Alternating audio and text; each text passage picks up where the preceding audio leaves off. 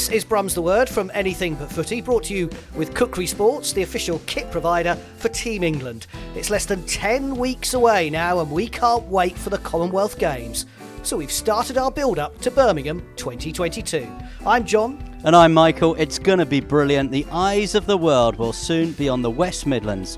And every week between now and the opening ceremony, which I'm looking forward to, on the 28th of July, we'll be hearing from one of the stars selected to compete. Hi, I'm SarahJane Perry and I'm delighted to be going to my second Commonwealth Games at Birmingham 2022 to represent Team England at squash. More from SarahJane in a moment. We'll also be telling you how you can get your hands on an exclusive discount on Kukri's Team England range just for listening. And we'll be rounding up all the latest headlines in our news from the Games, including the first gold already. How has that worked? You have to find out. This is Brum's the Word with Kukri Sports, a podcast from Anything But Footy. Now, we know that the sport of squash is not on the Olympic programme, so the Commonwealth Games remains a very special event for those selected. And for Team England's SarahJane Perry, as she told Michael, it's all taking place in her backyard. Born and bred in Birmingham, always lived in the West Midlands, went to university at Warwick University, one of the hosts, still live in the West Midlands, train in the West Midlands, all of it. home games. How special is that? Yeah, loads and loads of my friends and family have already got tickets, and I'm sure there's still tickets available. So there's going to be more buying them as we get closer to the games as well. Like I said, born and bred in Birmingham, it's pretty special. I don't think many athletes get that opportunity in their career to have the biggest multi-sports games that their sport is a part of, to have that in their home city, with so many of their friends and family able to come and watch without having to trip over the other side of the world. So it's pretty cool. And I'm also really excited for everyone competing from across the Commonwealth, but also everyone coming to watch, to experience Birmingham, the West Midlands. It's amazing cultural diversity. Like, it's a very young demographic in Birmingham, and it's very welcoming as well. And the changes to the particularly Birmingham city centre over the last 10 years have been phenomenal, and I think people are gonna absolutely love everything about the games. It's going to be spectacular. I lived and worked in Birmingham in the late 90s, lived in Edgbaston, worked for the Birmingham Post and Mail. This is going to be a fantastic event for, what I recall even back then is just a fantastic city, isn't it? It really is. I think a lot of people have a sort of idea of it from the 90s or really early 2000s. And since then, the work that's gone into the city to improve the areas in this, the city centre, the squares are all fantastic. There's so many community spaces now as well. And I think that, Commonwealth Games is known as the friendly games. I think this time they've gone extra far on that, and the cultural programme and getting people involved and the legacy side of it. There's no stone been unturned on those. They are absolutely paramount, and it's fantastic to see. And also squash has really pushed they're making themselves make sure they're the sport that gets the most out the legacy side as well, and to infuse so many young people, not just young people as well either, about sport in general, but potentially about squash is pretty amazing. And I think it's going to be a really special atmosphere across every venue, every community activity that is surrounding it. And what always comes up, obviously, when we talk to squash players about the Commonwealth Games is you don't have that Olympic moment like so many of the other sports on the programme. This, for you, is as good as it gets in terms of the multi-sport event, isn't it? Absolutely. The squash isn't part of the Olympic Games. It's something we've aimed for, but have just fallen short several times. As a player, it's difficult to comprehend. As a sport that ticks every supposed want and trait and desire of the Olympic Games, and it really would be the pinnacle of our sport. So it is, as an actual athlete, it's frustrating that it hasn't been included, but at the same time, it's fantastic we're in the Commonwealth Games, and it is really, really special games. And for us, it is absolutely, the pinnacle of our sport, and it's right up there with our World Championships as on it levels of importance. So it's quite difficult to comprehend the Olympic thing, but we look really positively on the Commonwealth Games, and I think we can have so many nations come and compete, and the medal spread and everything it is varied as well. So it's going to be really awesome to show our sport and show how we've modernized it and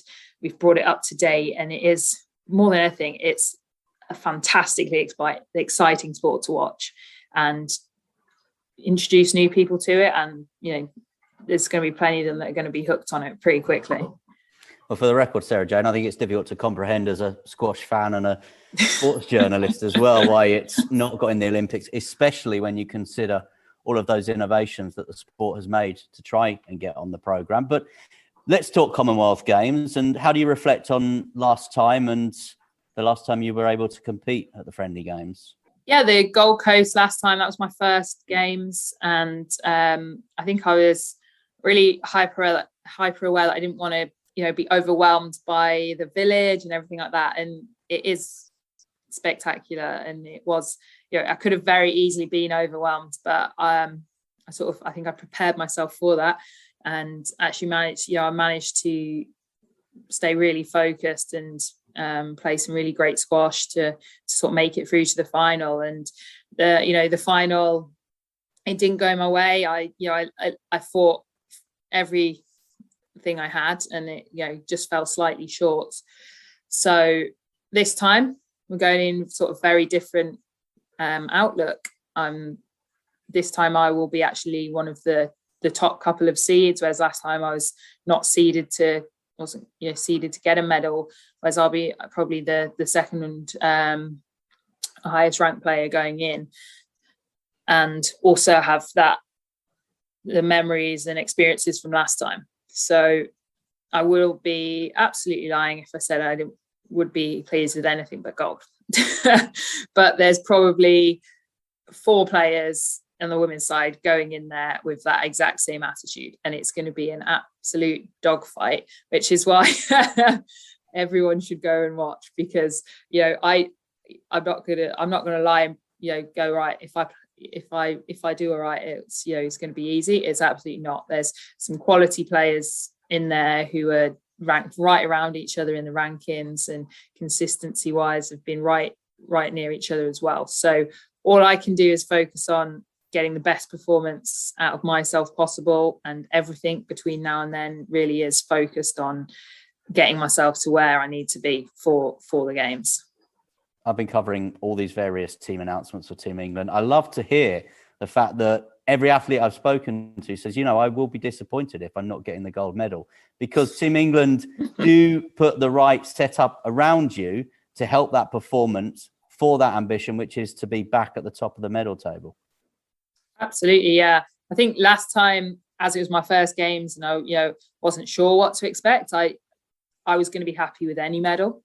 And I was very pleased with my silver medal, but I sort of had that glimpse at the gold, and to be able to win that gold medal in front of my friends and family in my home city would just be even more special. And you don't win everything, you can't as an athlete, and that it will be disappointing if I don't. It won't be the end of the world, but it would be very disappointing. And everything between now and then is about trying to do the best I can to get that, and to help Team England stay on top of that medal table as well. And hundreds, maybe thousands of screaming Brummies behind you in a cycle where we've not seen a lot of sport with crowds. Of course, it's great to have them back now, but that could be the difference this time around. Maybe it definitely could be. I think the crowds play a big part in sport, and it's been amazing to have them back recently in much larger numbers. It was sort of phased back, and we were allowed a few fans, and but also had a lot of hesitancy about coming out to watch and go to venues and things. And now you're seeing that ease a bit, and you're seeing sellout crowds here for the sort of semis and finals for our events in the UK, which is just amazing. It was great to have a proper crowd, a full proper crowd back, and be able to have my family come with me as well to my events, and not have to just leave them at home down the road and say, right, I'll be back when I'm done. So when you win that gold medal, where is it to celebrate? Is it a Broad Street, Brindley Place kind of celebration? Harborne High Street, the Mailbot? Head home? Well, my coach is he's a big fan of fine dining, so he's introduced me to the world of fine dining. So having worked in Edgbaston, I'm sure you'll be familiar with one of his go-to is always Simpsons in Edgbaston. But I'm also, and they also have the Cross in Kenilworth where I live as well. So I'm a big fan of both of those. But there's so many good. To be honest, I'm more likely to spend my money in one of the really amazing restaurants of Birmingham. There's so many, and there's a few that I haven't been to yet. But I think I'd definitely be taking my coach to either Simpsons or Adams. I think would be on the cards, definitely. I'm not sure my favourite, the Edgbaston Tandoori on the Hagley Road, is fine dining, but I'd recommend it maybe for a follow-up. I can also recommend Shababs on the Ladypool Road. That's also that was also from my coach as well. So he's been going there for 40 years and had the same thing every time. So I've had some great meals there as well. Well, we look forward to seeing your celebratory pictures online from one of those fine Birmingham eateries when the job is done. Thank you so much for your time. Thank you. As always, absolutely brilliant, Michael. Commonwealth Games and culinary recommendations. Frankly, what more do you need from a podcast? Now, SarahJane is one of 9 squash players selected to wear the Kukri Sports Team England kit at Birmingham 2022. The world number 6 is joined in the squad by Gold Coast gold medalist James Willstrop, along with Adrian Waller, Alison Waters, Daryl Selby, Declan James, Georgina Kennedy, Lucy Turnbull and Patrick Rooney. This is Brum's The Word with Kukri Sports, a podcast from Anything But Footy. Still to come, we've the latest news from the games, but don't forget you can explore the full range of official Team England merchandise at kukrisports.com. And if you want to save 10%, bargains to be had, use the code ABF2022. That is an exclusive offer just by being a listener to Brum's The Word from Anything But Footy. Yeah, get on there now before it's too late and look the part for Birmingham 2022. It's going to be some party this summer. So on to the headlines in our news from the games. The Queen's Baton Relay is the equivalent to the Olympic torch for the Commonwealths. It started in the build-up to the 1958 Games in Cardiff, but every 4 years it travels thousands of miles around the 72 nations and territories competing in the Commonwealths. And it's a big week for the Queen with her Platinum Jubilee, so as part of the celebrations, the baton is back in London from Thursday, June 2nd for 4 days over the long Jubilee weekend. In case you'd forgotten, it'll be carried by 40 baton bearers, including Team England stars. It'll visit community sport clubs. There'll be landmark visits like Battersea Power Station and the Tower of London, as well as celebrating the legacy of London 2012 at Queen Elizabeth Olympic Park in Stratford. How can you forget that Birmingham 2022 is the biggest sporting event held in the UK since London 2012. I can't believe it's a decade ago, 10 years ago.